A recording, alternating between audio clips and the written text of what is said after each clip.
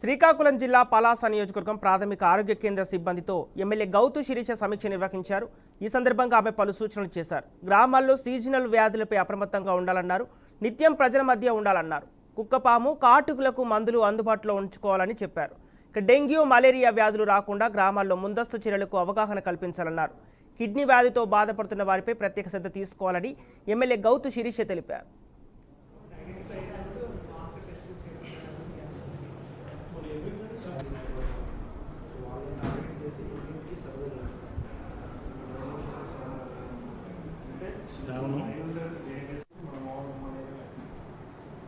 dengue verify అయితే మీరు వాళ్ళకి నెక్స్ట్